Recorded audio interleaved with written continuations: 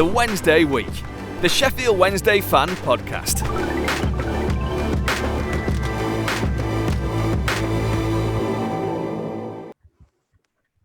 You've done it? Yes.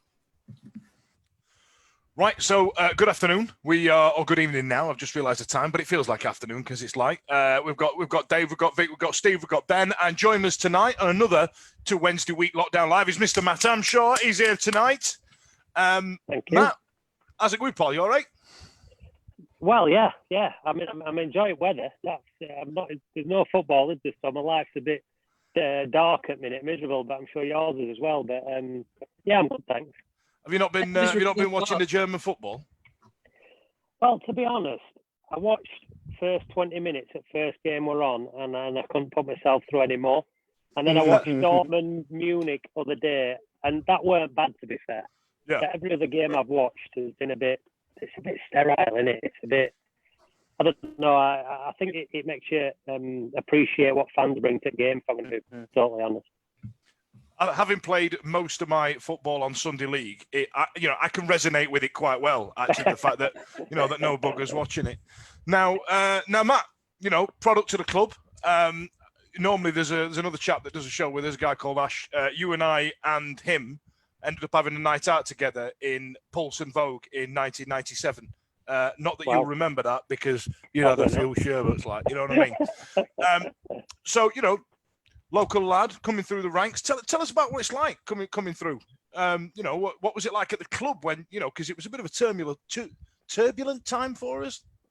Yeah, well, I think that when I first come into club, it was like an amazing time to come in club, and I was thinking obviously when I got invited to come on here, just like the good players that were in our youth system and set up around that time, and it's like anything else, because it's club's decline, we all got an opportunity. I'm not that daft to think that I was like an absolute genius at that age, but like sometimes circumstances dictate really, and like club were dwindling a little bit. We were really fortunate to be around some real good players. Like when I first come in, like Di Canio and Carboni and people like that were there, and there was some at back end, like Ersty and like just people that you could get real, I don't know, words or advice from really. As a young player, it was like every corner you went round. I mean, for me, it was like, obviously I'm a Rotherham fan, so sorry to apologise, but like, I watched Rotherham as a kid, and then I went to Wednesday and just loved it, absolutely loved it. Like, loved going to go games, and you could become this sounds weird, but you become a bit starstruck. So when you go in training ground and like these players are talking to you, you're like, Jesus Christ, I'm watching him Saturday, like, and he's just a normal bloke. I think you pin them up as like robots or something. But like at that time, like the reserves were just ridiculously hard to get in. Let alone drop us some names, Matty. Who was? Who were behind queuing? My debut for reserves were at Oldham, and we had like Ian Nolan, Richie Humphries, Cressy, Simon Donnelly were in that team. Andy Inchcliffe were making his comeback. I think Prezi played. I think Boothie played. And you're thinking, Jesus Christ, like as a young kid, like just trying to get in that team, let alone first team, we're just like used to go. I remember, and it was like a kid at like when you're at junior school and you run to window at whichever teacher it is, and he's got his football team up on sheet. Well, it sounds a bit daft, but that's what they used to do at reserves at first team squad. So it used to be pinned up every Friday or like Monday if it were a game on a Tuesday. And like old lads, certainly those young lads, would run in, be like going to get in. Like, do you know what I mean? And I'm pretty sure that's a scene in High School Musical if they've got into play. It sounds ridiculous, but like honestly, like and I say it all the time now to like players I work with, but like just to get in reserves at that time were like an unbelievable achievement. And then obviously when you got into first team, were like incredible, really. But a lot of us coming through at the same time around that period. So very easier. The club went down. We had a few players on what you'd call Premier League contracts, so we had to, cut our cloth accordingly, the term would be, and things like that. So is that where you felt you got your opportunity as a result of that? A little bit. Well, like me and Owen Morrison were in the same year. Like Steve Haslam, Like, he'll not come on here. I mean, I love Az to bits, but he's a bit boring, so he'd not tell you any good stories. But like, there were Az who were like kept us all under. He was like, as I'd said dad, but it was more like granddad. He was like absolute, like going home, just like doing nothing. So he, like, then we had Quinny, Del Geary, Lee Bromby, Chris Stringer. And I think it all culminated, if you remember, when we all played against Sheffield United in that cup game, and Chief got 2 goals in, and we beat him 2-1. And I remember looking round, thinking, Jesus Christ! Apart from, I think we had Gerald and Chief up front, it was like youth team. It was like my under 23, under 19 team that I'd come through with. So it was like incredible to think that. I mean, I think it was the first time we played Sheffield United in 10 years. So I remember turning around to take a corner, and United fans were fighting with Wednesday fans in Cop, and there was just trouble everywhere. And like, you could feel tension, and like, it's only that game where you can't hear yourself on pitch. You know, like, passion of it all, and you feel pressure. So like, to come into that arena with like all players that you played with for like 3-4 years, really, it weren't a case of us getting shoved together. We were like buzzing. We were like running out like kids, well, probably like some lads when they go back to training now, like absolutely just buzzing to kick a ball again. And it felt like that on that night, to be honest. All right. Like, guys, don't be shy. Get your questions in. If you see my cat's anus pass across the front of the camera, by the way, he's decided he kind of wanted to get on here. Look at the size of this bugger, isn't it? Massive. He is massive. Isn't he? That is enormous. That's what they all say. Ben, help me out. Get me out of this hole quick. Play me out, Johnny. We mentioned this story last week, Mark, with John. Is it right that you almost made your debut at 16 all around the Carboni story down at Southampton? Yeah, so that was an interesting trip. So obviously my first trip away was Southampton. Now, as a lad on bus, it's a freaking nightmare because you have to make all senior pros, all staff, cups of teas and coffee all the way down. And like, we got stuck in a ridiculous amount of traffic. So I think it took us about 8 hours. And I swear I sat down about once for about 2 minutes. I think lads were just taking a pick at me, if I'm going to be honest. Anyway, we ended up getting down there. Like, to be honest, I just travelled down and I thought, I'm not even going to be sub. So, you know, like one of them where you're like, gaffer text you because you've been doing all right in training in your right group. I'm sat there, then all of a sudden, for what, I don't know what had gone off. There's been stories after that Danny had told Benny that if he scored 2 goals, he could go back to Italy straight after the game. But Benny that week in training were an absolute joke. Like he should have played him. You know what I mean? They were tearing it up. So we come into the changing room and like Benny starts getting changed. Now, I found out only about 8 years later when I went through leagues, that's when you can get changed. Do you know what I mean? Like, as a young kid, you're walking in your tracksuit, you wait for everything to get announced. It's very embarrassing if you've got changed and you're not in squad. So I sit there in my tracksuit and I'm thinking, oh, this is all right. Like playing Southampton, team sheets are coming. And Danny's red list, and there were Emerson, Tom, Benny Carboni, I forgot who else was sat aside of him. And he's got teammates, subs are, blah, blah, blah, Benny, Like, Benny just absolutely kicked off, like proper kicked off in changing room. Like, swearing in Italian or whatever, throwing stuff all over changing room. Emerson Tom's like grabbing him. And I'm sat there thinking, freaking heck. Do you know what I mean? He's wanting to get a gaffer. Anyway, he just like gets changed, more or less tells everybody where they can go, and walks out of changing room. And I'm sat there going, Jesus, this happens every week. Do you know what I mean? That's my first trip away. Anyway, Danny comes up to me. I know, literally like that. I mean, I don't know if were it News who told this story. Literally, yeah. Danny went, Amy, you a sub? But Kit Man, and I've still got shirt upstairs, I think. Kit Man hadn't printed me a shirt up. That's how confident you were in my ability, yeah. So I don't know if you remember it, but like there were white shirt numbers and names up back.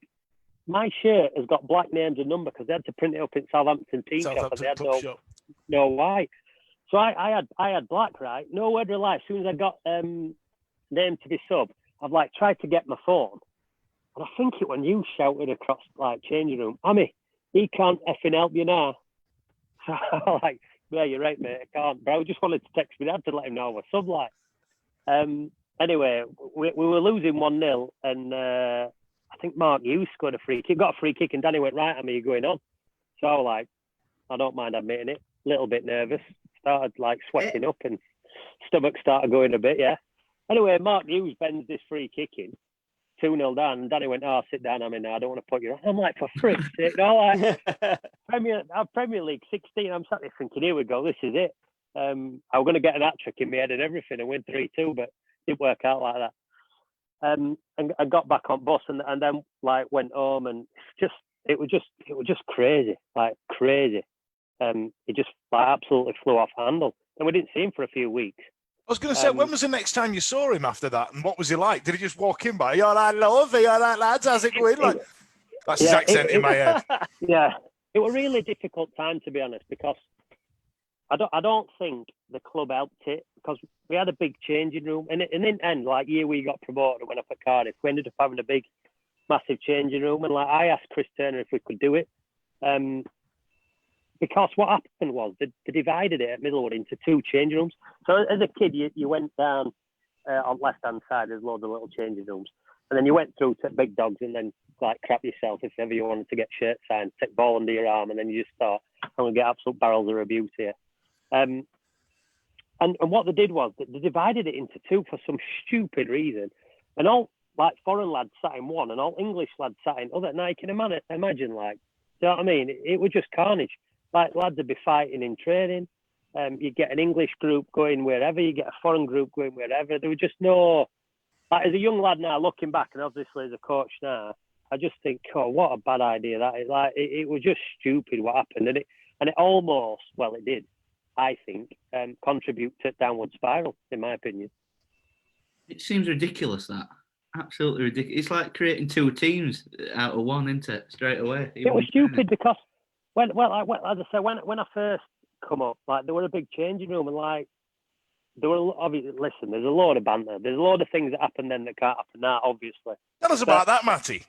Yeah, well, we once tied fitness coach around the post naked and Paul sprinklers on. I'm not too sure you get away with that now, but there were all kinds of, like, if you did something wrong, I never did anything wrong, so I'm good at shoes, but there were some lads, like Ryan Hindley, massive, you know, I'm sure you know massive, don't you? He was lively, by the way. So he'd get sent with some pair of boots, go and put him in boot room, and as soon as boot room went, it's shut, and like there were 3 or 4 lads absolutely kicking him in with boots and that, and he'd walk in, but like he'd been an absolute knobhead that day, for example. So there were loads of things like that. What are you kicking him for? He's been a knobhead. Yeah, fair enough. Well, all right. You were looking like, in the end, you just come like, all new first years and lads would come in. And if there was somebody who were like, absolutely, you know, like bowling round as if you owned gaff, like, it'd be like, oh, just take them boots, mate. And I'm thinking, you know, like, as soon as lads got them, I mean, it's not nice, but some of them deserved it. And then after then, they're just part of a group and to get on with it. It sounds horrific, but it kind of worked then. I mean, you can't do that now, obviously, but back then it were all right. Dave, have you got one? I'm interested from that perspective, particularly speaking with John last week.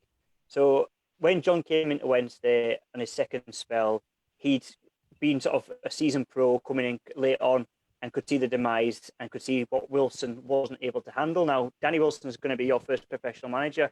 How did you find him, and was he in over his head compared to what he did at Barnsley? I don't know if he were in over his head.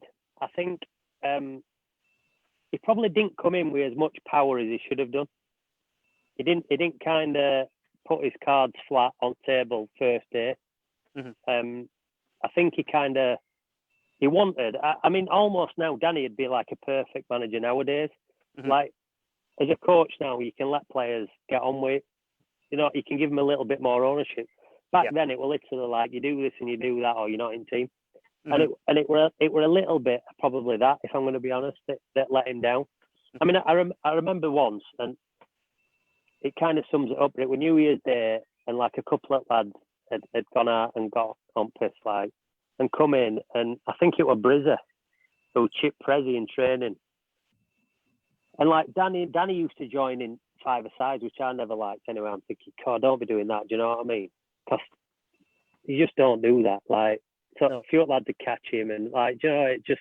Sorry, Matt. So, I'm laughing because John Newsom was literally telling us a story last week of Ron Atkinson doing exactly that. And now, and what he was saying was, because his relationship with him was quite, it weren't great. You know what I mean? And he said that him and Nigel Pearson used to stand there going, I'm going to fucking get him this week. What's this? Now, did you get a level of that? And some lads did that, and then like Brizza chipped keeper, but like Brizza were a bit half cut because he were off to Burnley and he really didn't care less at that point. So he's chipped keeper and gone something along the lines of your little gnome or something like that to Danny Wilson. So Danny's gone, you what? And then Danny's sent him in, but like Briz won't move. So Brizza's like, I ain't going in. So again, like, you know, he just stood there, and I'm thinking, this is going to get tasty, this. Because you stood there as a player thinking, Briz, just go in. Do you know what I mean? Just go in, and like, you're off anyway. And he's going, I ain't going in. Make me go in. And I'm thinking, well, them two aren't going to scrap. I just can't imagine Briscoe as a wider. I just can't imagine him being that callous. But I think Briz just got to that point where it probably, Briz should have got a lot more opportunities, really. But again, like, you know, quality at team that we had, he didn't get any, and I think at that point he probably should have got in, and he weren't in. And I mean, his goal against Arsenal that got overshadowed by Di Canio. Everybody Wednesday fan would be talking about that now, but cost Di Canio push ref. It's just forgotten about. So he should have got an opportunity. And there were little instances like that where there'd be fights in training, and he didn't really calm it down, and he didn't really have that. What's word like that authority, really. It weren't that he were a bad bloke, and it weren't that he were a bad manager, because I think if lads had have bought into him more, it'd have been excellent. But it didn't happen, if I'm going to be honest. Steve, have you got one? Yeah, Matt, you've talked about obviously breaking into the first team just at the back end, effectively, of Premiership sort of status, and then we've gone down. You've talked about some big personalities being in and around the club, and obviously we had a wealth of talent, and we've had to sort of trim the fat, so to speak, as we've gone down. That first season, or that first period in the Championship, did you still feel that there was that sort of that decline that was there? Because, you know, we've been out in the Premiership now for 20 odd years. And we've been down a couple of times into League One. Was there ever a point where you're looking around, you're thinking, do you know what, we're in the shit here, and it's just going to keep going? Or was there like an initial period when we first went down where you thought, do you know what, if we stick together, we'll get that opportunity to get straight back up? Yeah, I think it were a number of factors. Like, we had a lot of good senior pros, and we had some bad senior pros. Like, we had like Des Walker come down. Like, he were brilliant, but he was still living like probably an old school footballer was, and that weren't Des's fault, but that's exactly that's how Des lived his life. So like, when new managers come in, they couldn't really accept that. Like, Des used to go out and get like drunk on a Thursday, like he did it every week. Then he'd come in steaming Friday, bit man at match Saturday. Now, like, as a manager, it's hard because like, you're putting up this persona of, right, everybody's got to live right, train right, play right. And your best player gets steaming, but it's still man at match every Saturday. Now, like, lads all kind of thought, if that was somebody else who weren't performing very well, by the way, the straight out of team. But because there's what man at match, none of the lads minded. It what managers who minded, if you know what I mean. So it ended up being like problems. So, I'm sitting here now thinking, it would definitely escalate into be shit, weren't it? Because every story I've said has been like things going wrong and people. But it's like it's just dawned on you, Matty. You've gone, shit, it was a right fucking mess, wasn't it? Yeah, it was a mess. Yeah. Thinking to myself, but do you know what really like annoys me about some of that time, and certainly like when I left, which I've not got over yet, but I don't think managers give the group of players long enough. So like, we'd get to something, and then a manager would break it up. And like, look, that team that we got promoted with, right? I know a lot of players have gone on and had good careers, but like, that team would have run through brick walls for each other. And like, Sturrock never gave us a chance. He just like ripped it all up, and then it went all peaked on, because I went back a few times when I left, and like brought players in who shouldn't have been brought in my opinion, who were like big time Charlies, like come from Man United, throw him in, didn't give a shit about Chef Wednesday, but like all us lot did, and it like, you know what I mean? I just thought it was, and even when season were going on, it was lads who were like successful season before who were leaving out. And I'm thinking, God, you don't want to be doing that because, yeah, I don't know. They're like good teams together. Like you ain't got to have good individuals to be a good team, in my opinion. I think good individuals can help a team. But if you've got lads who are just there for themselves, you're only going one way. I'll tell you what, Vic, I'm going to let you ask a question here while I go and get myself a lovely Stella from the fridge. Just bear with me. Keep it to that sort of era, Matty. So obviously the Cardiff game we all remember, and I'm sure we'll come on to that in a bit, or the game in Cardiff. But I just wanted to ask about Lee Bullen, because obviously he was your captain. How was he as a captain? Do you think, was he someone that you always thought would make the move into, well, management now, but head coach and sort of doing things at a more strategic level in the club? Did you always see that with him? Was it something that, can you see why he's done well and then not so well for us in different circumstances? Yeah, 100%. He Bully were like one of the best captains I've played under. But I think a lot of that group as well, like when Bully, I mean, Bully will always tell you that I was quite a big personality in that changing room, but we had 2 or 3 who were exactly the same. So it were almost like a bit of a small leadership group under Bully, if you know what I mean. So Bully led it, and then he'd spread it out, and then we'd like make sure it happened. But like, look, Bully's done unbelievable. Like, he's been, in my opinion, he's been unfortunate not to get a job. Now I know, like, I read a lot of things about he's got to go and he's got to go and they've got to go, but like people forget that at a time like when they were struggling, he stepped in and turned season round. And I think if he'd have got a result on that Saturday when he didn't get a result, he'd have probably got a job, which is remarkable in football, that like you can turn a club round, but then just because you don't win one game, you don't get a job. But like, I can't speak high enough for Bully. He'd do anything for a club. He's just a great guy to be around. If you speak to all players in first team, probably at minute, and I don't know any of them, I bet they speak highly of him. You know what I mean? He's just a down to earth, good bloke who cares about club, cares about people doing well in it, wants club to succeed. And I think like if he does leave, which I hope he doesn't, by the way, but if he does leave before they get back to Premier League, I'm sure he'll think that like he's not completed what he wanted to, if that makes sense. But just a great bloke, great to have around place, real good captain, always behind everybody. I mean, we were in Republic every like Saturday, 7, 8, 9ers, 10ers, that group. And like honestly, sometimes, and I know you all think Stephen straight away, but sometimes like we'd go out and not drink. Do you know what I mean? But it like we spent, I know that's a bad face, but we just wanted to spend time with each other, because we all get, and like now, like I'll speak to Brunty and Glenn and Spike and Macca and Bully and Eki and like that group of players. I saw JP other week. Just a great bunch of lads. Like, can't speak. I just realised you were naming Sheffield Wednesday players, and I thought you were listing Teletubbies. You know, Bully, Eki, John Z. Yeah. Sorry, yeah. So let's too long to say the proper name. So let's move it forward then. So couple of crap seasons in the championship. The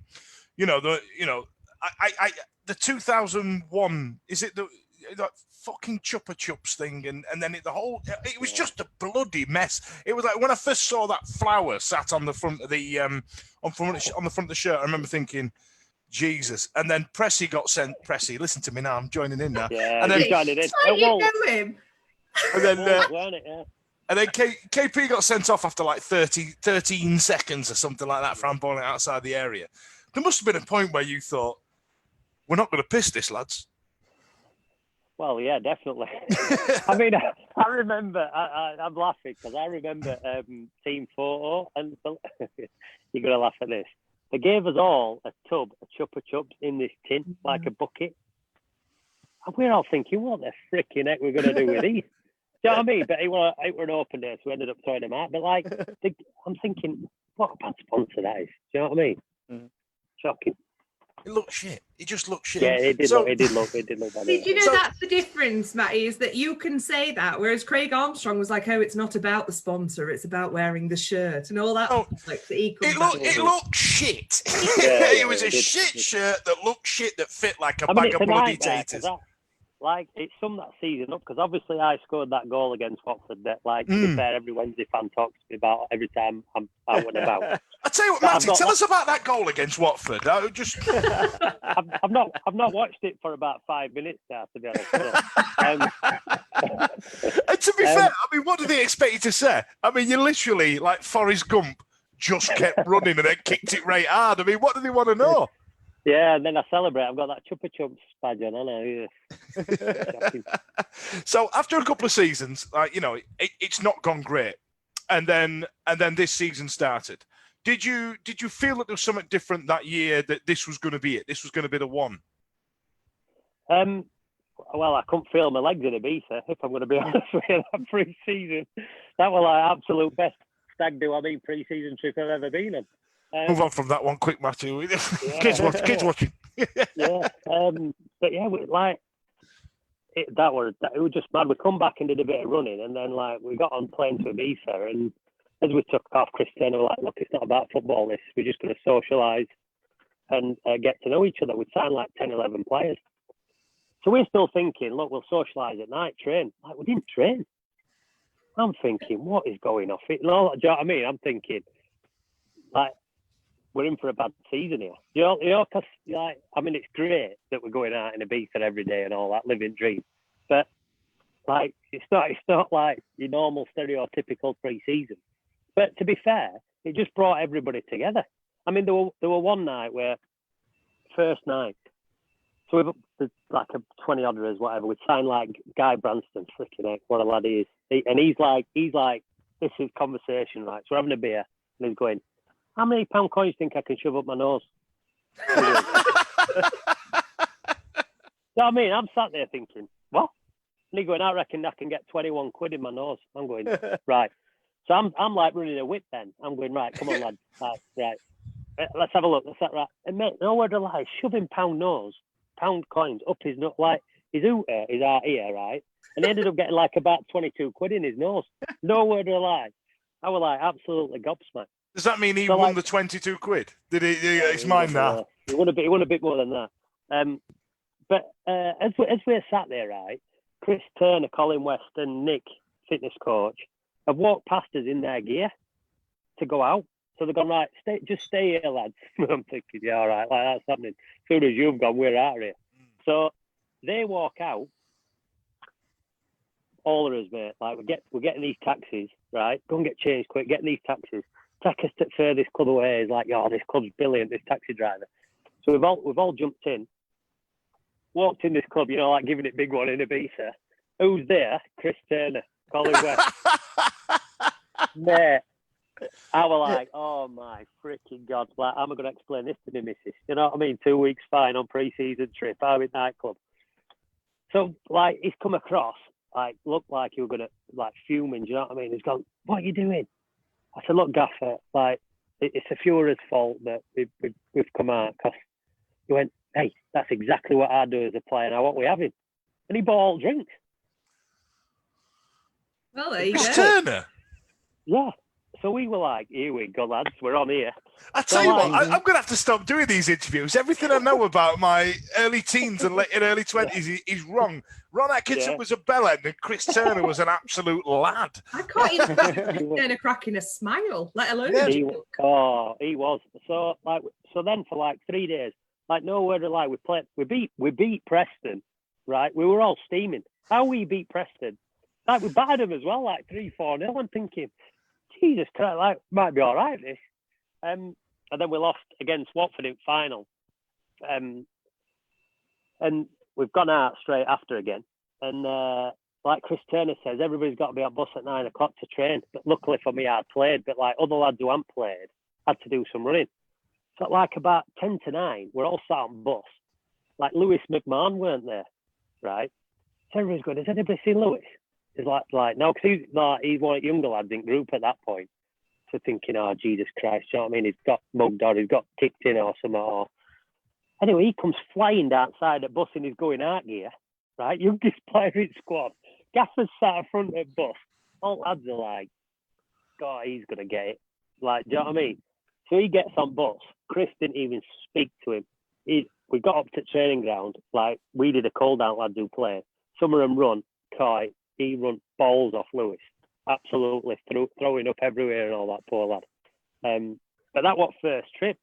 Then we come back and like we started off horrific, didn't we? I think we lost against Port Vale on first day. I went over on my ankle and then come on. I shouldn't have ever come on that first game, but like I got a couple of injections before game and it just went massive, and then I missed the next couple stupidly. But like it didn't start off great, and then Sturrock come in, and to be honest, like, he just got us absolutely ridiculously fit, like ridiculous. So like he knew we went out Saturday. Every Monday we out fail, we were just running our balls off. Like he'd walk out with diet can of Coke and his whistle, swinging it like I'm gonna pump you, like that, like literally, like. Do you know what I mean? Actually, so I'm gonna name drop. Lee Peacock told me this same thing. He said he used to. I know. Oh she's my laughing. God, you were. I'm name dropping. How many minutes in away before he's dropped the lead? Pete's told me the same thing. He said that he used to have this statistic or something about the playing long ball or lumping it, and it won 73% or something. And he said that exact phrase. He said he'd come in and go, "Hey, I'm gonna fucking pump you, bastard." Yeah. And he'd have this run called 40-80s. So like when you speak to Bully or whoever next around that, ask them about 40s, 80s. Gee, they were absolute hamstring snappers. So you did 40, 40, 40 in something like 17 seconds, minute rest, and you did 80, 80, 80 in like 35 seconds, minutes rest. You did 3 of them, right? If you didn't finish them under times, it didn't pick you. That's it. Literally didn't pick you. Don't matter who it was. Like, just you weren't playing. So, like you can imagine, like all lads are absolutely like ripping their hamstrings out, like fighting past each other to kind of get in online. But that's just how it was. And to be honest, around that time, that's what that group needed. Like if you come in now and said, look, every Monday morning you're getting up, like bollocks run off you. These lads now on 15, 20 grand a week, they'd be like, I ain't doing that. Do you know what I mean? Whereas that group, we were like, yeah, buzzing. Like we're not like we were winning. Runners, we're not bothered. Like, come on. And in the end, we'd come in and like Gaffer would come in and we'd go, "Hey, gonna pump, yeah, Gaffer." Like, and it ended up being like a laugh between us and him, if you know what I mean. Because we all just knew. We knew Monday morning we're gonna get battered. So you stayed off the beers on the Sunday lunchtime then, like. Well, till about 2:00. Go on, Ben. You'll have a question. Well, we're just wondering what they'd done if only 6 had got it in time. Would it be playing kids? Honestly, he was literally like, you ain't playing. I remember when I were coming back after my ankle, I think me, Brunty, and somebody else, and me and Brunty, like, because like lads are going, hey, it's decent when you and Brunty are back. So like we've gone out, like I think we both missed it by about a second and a half, something like that. And he's going, right, you're both not involved. So we're going, what? So like I got a Bully. I went, oh, is he pissed or what? He said, I missed it by a second. And he's saying he's not picking me. He went, yeah, he won't have me. But like we just knew, so like I said about Danny then, you just knew, like you knew that if he held all cards and like if you didn't do what he said, you weren't playing. So that's how it worked. No, fucking hell. Right, so we've moved on then. So that season, Chris Turner got replaced by Paul Sturrock. He came in and fitness was the thing. Now, you were very much involved in that season. Tell us about the final. And now, I think it was a hamstring injury, wasn't it, that kept you out of it? Oh, mate. I'm sorry. I'm going to pull up some band-aids now. Mate, I want to pick at it because you must have been fucking devastated. Devastated. I'll cry my eyes out, mate. I'll tell you a story. So I did my hamstring second game, like never had an hamstring. Like it honestly, I'd never had an injury till my cruciate against Forest on that Boxing Day. Then I got 2 cruciates back to back. And like, it killed me. Like, do you know what I mean? I don't even mind admitting it. It just absolutely finished me off. Like, my pace had gone a little bit. I worked my balls up second time to get back. And that was season where we'd like, I'm thinking, here we go, like, I'm back. Like, cause I'd had like 2.5 years or whatever of freaking car, throwing my toys out of pram and everything. So, played it second leg. Played it first leg, did really, really well. Played it second leg, we 1-0 up, like, felt the hammy. And to be honest, like, I'm saying I probably could have carried on. I just thought in the back of my head, right, we're 2-0 up here. Freaking, I need to get off for Cardiff. So we were like 10 days away. So I'm thinking, right, I'll come off. Brunty will come on. I'll make sure I'm right for Cardiff. Next day, they like sent me straight up to Thornbury, and I got injections every day, twice a day. So I'd get them at 10:30 and then get them at 3:30 every day for like 8 days or something. Then on second day before we were travelling, Paul Sturrock like puts these freaking poles up, right? And he goes, right, I mean, you're doing 1,000 meters in under 12 seconds. I'm thinking, freaking heck, I ain't like, do you know what I mean? 100-meter sprinter. Anyway, I gets in about 5 of them, starts feeling my hammy a little bit. Do you know what I mean? So I'm like, I said to Summers, who was second me, I went, look, Summers, it's tightening up a little bit, like, they'll be all right for a game. He went, no, he's adamant that you've got to do them all. Anyway, on about 7th one, I felt it like, but I didn't tell him. I said, no, I've had enough now. So I'm thinking, shit. You know, like, and you go to bed and you hope that when you wake up next morning, everything's like, your legs magically all right. better. Yeah. So I'm thinking, right, I ain't telling anybody. I'm not telling physio. I ain't telling anybody. So like, we started doing warm up. We've had meeting and all that. Started doing warm up. I've jogged about 10 meters. I'm thinking, I can't play here. Do you know what I mean? So I'm literally jogging around with group. We all like felt the same pain that everyone was. Like everybody's buzzing, and like you just said, right? Like I had I don't know how many years that day, but like it was great for me playing at Hillsborough and playing, but it was crap really because we never won anything. I like when we got to quarterfinals, playing semi-final at Cup, relegation, fighting relegation. Never that was my first season at all time there, where like I'm thinking, right, good times are back, got a good group, fans are like buzzing off us. They're like Hillsborough were bouncing, like that first leg against Brentford were just like ridiculous, weren't it? Like in the stadium. So like I said to I think Bully were outside me. I can't remember who were, but I said that's no good. This. So like as I walked off from group, like kept proper straight face. As the group went off, I just started crying, walking across pitch, crying, like literally floods of tears. So I've come in at physio going, you're all right. I'm like, yeah. I said, where's Gaffer? She said, I was in his office. So like, I've gone in the office. I said, look, Gaffer, like, it's gone. Just burst out crying again. I'm thinking, I don't cry. Do you know what I mean? I'm not like, and I'm thinking, Jesus Christ. So he's like, look, like, you're a massive part of this group. I want you to come. I said, look, I won't ever not coming. I'm definitely coming, like. But look, I have 10 minutes in here because I don't want you affecting group. Like, you're a big part of group. Don't like go out there and be all down in dumps. So like after 10 minutes, went out. Like I'm still having banter with lads and all that, thinking right, it's not about me now, it's about them. And that's what was good about that team. It was like next man up, and we got on with it.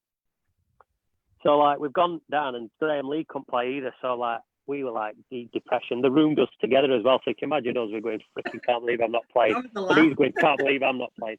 So I'm like, right, I'm gonna go. Yeah, I'm like, right, I'm gonna go and get a bottle of red wine.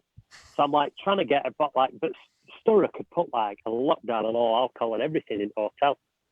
So I was like, so anyway, went to sleep, got up, went for pre-match walk, got on bus, freaking mate, like around Cardiff that day were just a joke, like an absolute, like we're all driving in.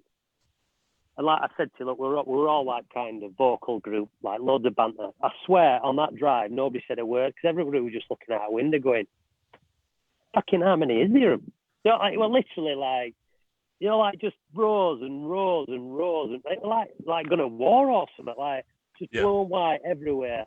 And we're driving through and I'm thinking, how the frick am I not playing in this game? So when I get there, and listen, I'm not a massive drinker, but like I had to have a drink. So I literally just went to the bar, just like more or less got steaming.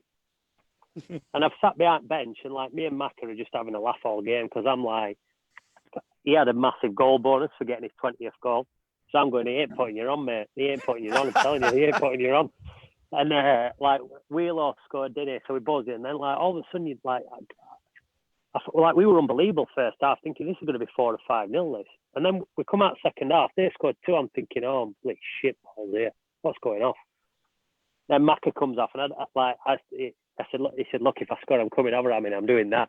So like, after he scored, he like runs outside and starts doing that because he's got his bonus.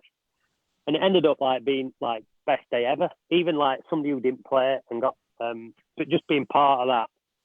And obviously me and Eki got trophy and we're running it down motorway and freaking like Gwen went in services, like it was same as in Cardiff, just Wednesday fans, like then we couldn't go back to Hillsborough, so I went to casino, like all families were there, absolutely ledge. And then like I get a tap on shoulder saying that look, there's meetings for all out of contract players in morning. But I was going on holiday next day. Literally day after. Literally day after, right? So he said, look, Amy, your appointment's 3:00. And I went, look, Gaffer, I'm flying at like 1:00. Can I come in early at 8:30, 9:00 and do it? Because I'm thinking, after the first leg at playoffs, I'm stuck on for a contract here. Absolutely no way. Like, and even if he'd have lowered my money, I'm thinking, buzzing. Like, he's already said I'm a massive part of the group. He's all like, do you know what I mean? He's like saying all things to me the day before. So at no point in my head am I getting released. No point. So I've walked in, sat down, not like getting it big one or all, but thinking this. And he goes, you're released. And I've gone, what? He's gone, look, it's the hardest decision I've ever had to make as a manager. You've been great for me. Had we stayed in League One, I'd have definitely kept you on. Cheers for getting us up here. See you later, pal. But gonna champ. Look, I saw how emotional you were, and I think if I'm going to be honest, it just means too much for you here, and I think it'll do you good. And I'm sat there thinking, you twat. You know, like wanting to get over and punch him. So anyway, at that point, I've walked out of the office and I'm fuming. I'm not like upset or disappointed. And I come downstairs and I see Pete, who's Kitman. Mate, I start crying again. Fucking hell. It's thinking, a right emotional roller coaster on here, Matty. I I know. feel like you little lie down. So but then I'm seeing Pete. I saw Karen. I went to see Anne, and like that's what did me. Cause it were people who like I'd seen every day, who I'd like got this unbelievable relationship with, and they're crying because they're like, I can't believe you're going. And you've had these relationships with these people for like about 7 years. Oh mate, like I've literally like, so you know when you're a YT, you go in, you don't want to take kids through like I say, I was one of decent kids, so I got a lot of jobs, so they were like, I may do this, I may do that. So, and like if any when I went with first team, if any lads were dicks, I'd be like, right, freaking get that kid through there. And no, like I'd kind of patrol it a little bit for them to make sure that nobody would take it piss out of them. And I got in my car, and like we drove to the airport, me and my missus. And I don't think I spoke. She was like, what's happened? And I went, I've been released. And she went, what? I went, I don't want to talk about it. So I'm going on holiday. Freaking right, Balrog last that holiday, weren't I? Oh God. So I'm going on holiday, and then like my phone starts ringing. I thought I can't speak to anybody. Like like started ringing you because obviously they release it, don't they? Club release it. And I think like Eki said in an interview I read the other day that Sturrock said to him that night, like, because Eki went up to him and said it's best thing ever in it, and Sturrock went, well, I can't enjoy it because I've got to release some players tomorrow. And Eki, like, I think he said in an article in Athletic that like that's when it dawned on him now as a manager that you can't really enjoy it because you know there's like bad news around the corner. This is the same guy that got out on the motorway to dance on the road with the trophy. Yeah, it was freaking. It was just it was like honestly, it was like like when people say the highs and lows of football. It was like you couldn't get any higher, you couldn't get any lower. Honestly, that was 24 hours. Did you get any sort of support with that? Like, just we talk a lot on this podcast about like mental health, and especially people who've been through football. Like we've talked to James Kay quite a bit about being released from the academy after being taken on as a pro, etc. And do you get any support, or is there anything there even from the PFA, or is it just no? There weren't. They were literally like my wife, who was like brilliant. The family, my mum and dad. Like I'm like a bit of an own boy family lad, so. Like my family are amazing, so they like got me through it, and they were a bit like, right, go and prove them wrong. But no, there weren't any help then. There weren't like a few lads rung you, but like realistically, like we all know, it's about yourself a little bit. I know you're in a team, but it's an individual sport in a team environment really. So they're all ringing me, going like, can't believe it, but it didn't mean anything really off them. Do you know what I mean? It was like. I was just gobsmacked. I was like, like when you have a bit of a shit season and you're not playing great and like you've been injured all of it or whatever else. And I'm thinking, like, I'll keep him Brunty out. To be fair, JP were unbelievable that year. I think he played every game. So, but like, I'd have played it final. I'd got through that game. So I was just gobsmacked. I was just like, absolutely. And I just think where he did it, it weren't great, really. That, like, I don't know. He might have let me have my holiday first, but then probably in his eyes, he wanted to get it done so he could go and enjoy, like, forget about it for us. So, like, now as a coach, I understand it. But back then, I was like, you ruthless twat. But it is what it is, isn't it? It just goes to show that in football, you can never, ever just take anything for granted, no matter how well you're playing or what you're doing, or just, like, keep your head down and just carry on getting on with it, because that's what tends to happen, really. It's interesting to hear you talk about it in that way, because obviously you've talked about the way that Danny Wilson was and the authority that he did or didn't necessarily have. And, you know, listening to you talk about the way that Sturrock came in and was very almost military with what he did, and it was like hammering. And the way that you spoke about him was like everything that he did was positive for you in terms of your fitness, getting the squad fitter, beasting you and what have you, to then get to the end of the season, go through all those experiences, and then get released on the next day. It's fascinating. How do you feel about him now, Sturrock? Oh, we had that dude, didn't we, at Hillsborough, like, where they brought class or whatever back 2005, 6, whatever. And, like, to be fair, he didn't turn up, did he? He come over on thing. I think he did a live link or something. But it's still like, obviously affects, like, doesn't affect me. But, like, I look back and that's, like, I've got two real regrets, really. That's like the biggest regret. You can't do anything with injuries. But what can you do? Like, I can't magically sit there begging, saying, "Come on, Gaffer, like, give me a contract." Like, he's made his decision, so I wanted to, but you just literally get up, walk out, and try and keep your head held high and move on from it, really. So, talking about ruthless managers, Matt, we've said about Sturrock doing that, but and this is taking it back quite a bit. Is it right about the whole Alex Ferguson thing, coming to your house and nearly signing for Man United? Yeah. So when I was, like, it's a weird story, really, because, like, I never played football till about 11, and, like, one of my best mates took me to play for Roma or St Joseph's, and by the time, like, I was like 14, I was playing for England under 15s, which I don't think could really happen now, really. You know, like, young kids are in the academy at 7, 8, 6, whatever age. And like, obviously being a Rotherham lad, like, Rotherham rung, so I went to Rotherham, and they basically said to me, "Look, you're going to play 5 games and we're going to sell you." So I was like, well, I don't want any of that. And then, like, I said, "Oh, I'm going to go and speak to Sheffield Wednesday." And my dad were a bit like, "What? You're going to do what?" You know, because he were like a Rotherham fan. And I went, "Yeah, like." Anyway, I went to train and loved it. Like, Clive Baker with it, Charlie Williamson. Absolutely, like, just loved it. Like, proper ledge. Training were really good.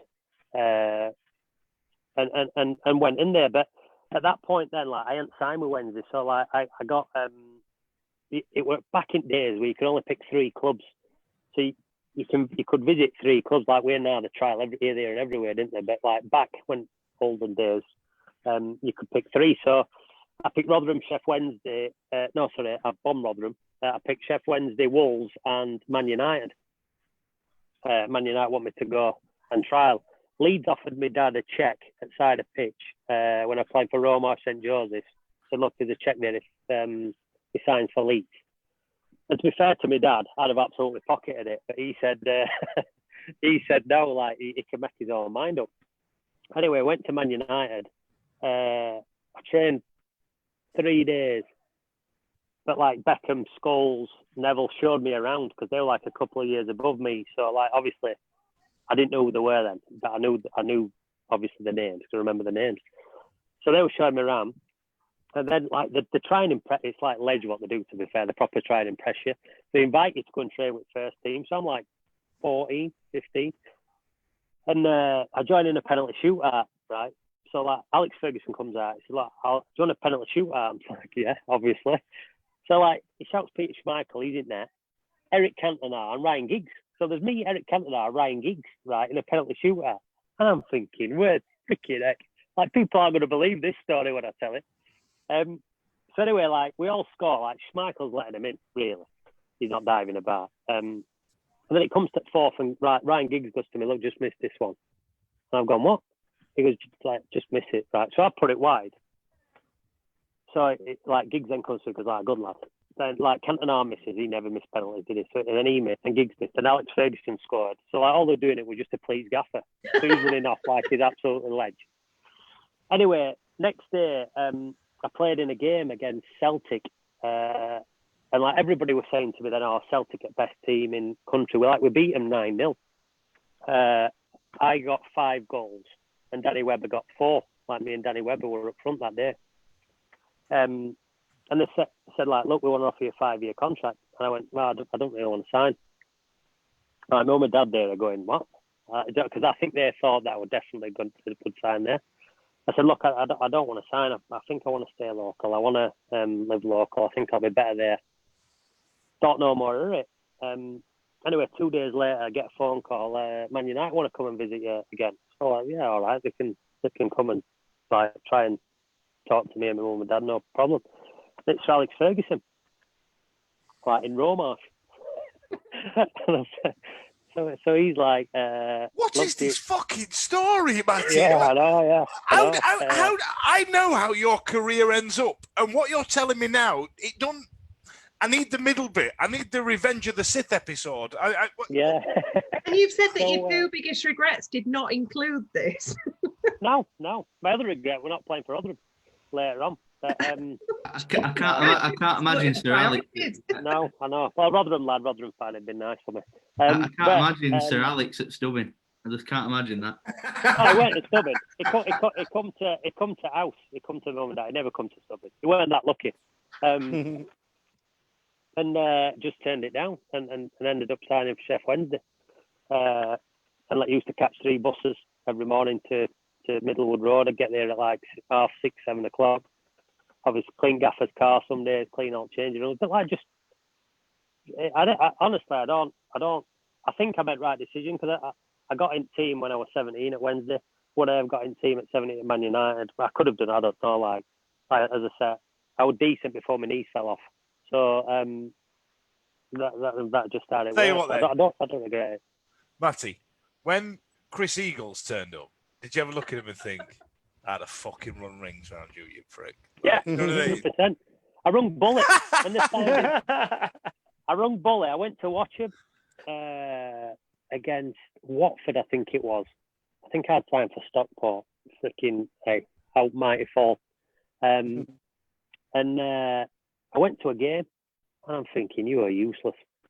Absolutely useless.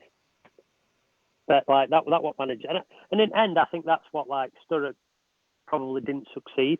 I honestly believe that if he'd have kept that group together and added 1 or 2 and see how it went, would have been successful. I genuinely would, because you look at players who've gone on and what their careers have entailed, and gone on to unbelievable things. But he just demolished all squad really, and kept an handful of them. And even Peaks, who you mentioned, did play enough, in my opinion. Maka played a little bit, but not as much as he probably should have done.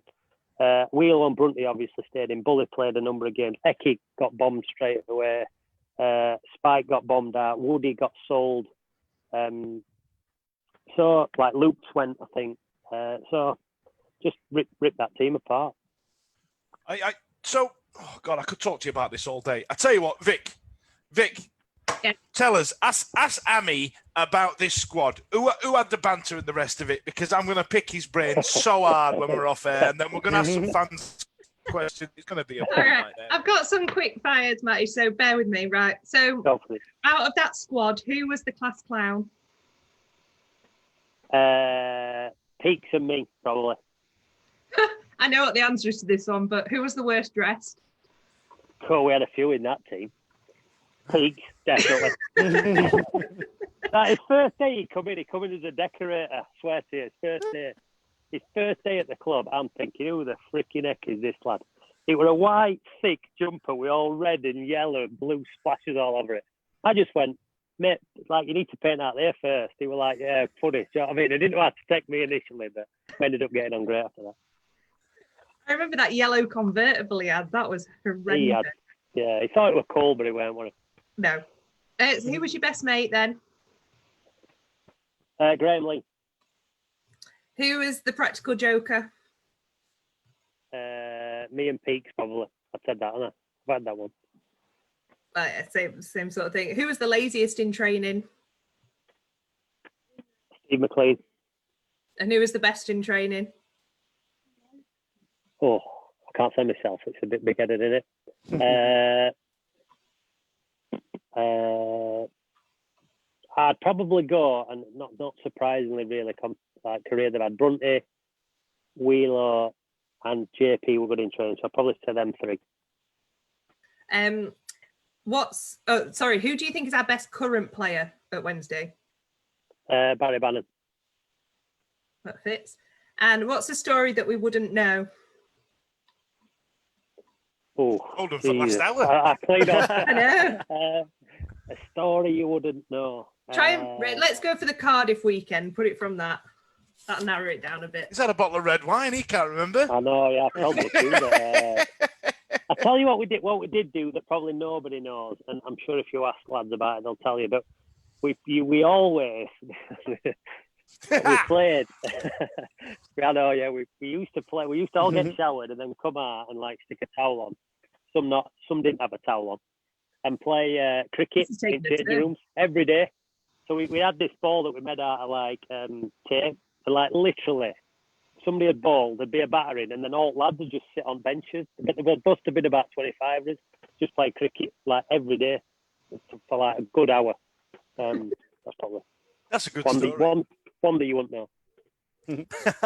All right. So, Hammy, we've got some fans' questions. Some of them I may have made up myself. Some of them may have actually come from fans because no problem.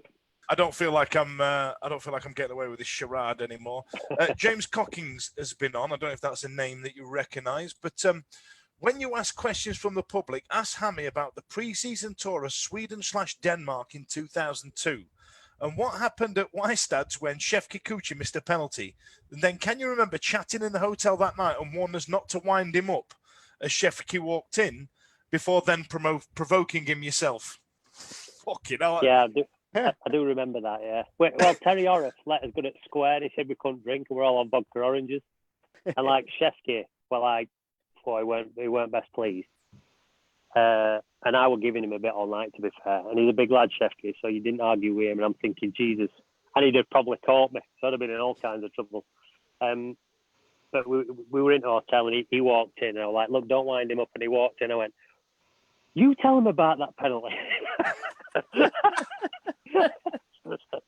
And his face, I'm thinking he's going to rip the heads off. He was we're absolutely fuming.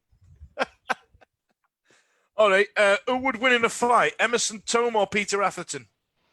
That is a very good question. I know.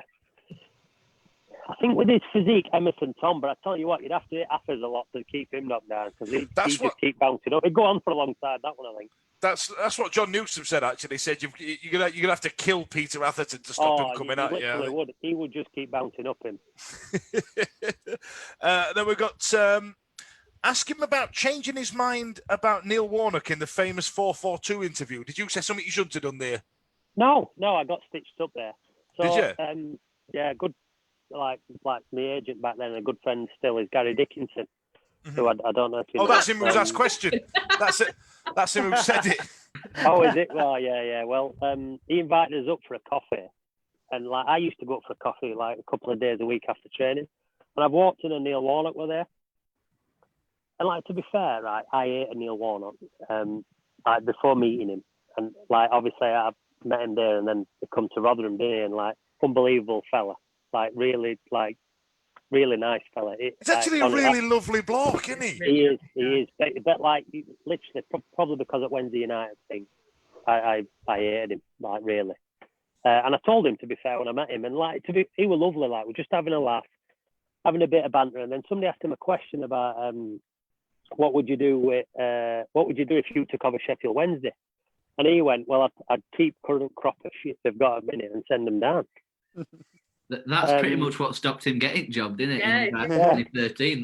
But I'm sat I'm sat opposite, right? And then all of a sudden, it like honestly, we're laughing his head off. You know what I mean? It weren't a serious answer at all. Like.